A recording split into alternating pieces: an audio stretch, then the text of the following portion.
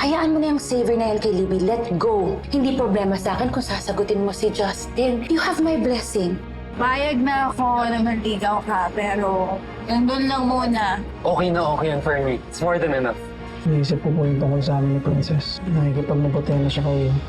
Nagsiselos ka? Sana talaga lang nandito si Mama. Pero kasi kung nandito si Mama, sigurado ko matutulungan ako na kay Princess. Nasaan na kaya si Mama? Nasa mabuti kaya siyang kalagayan, Lo? Na kaya siya babalik sa atin?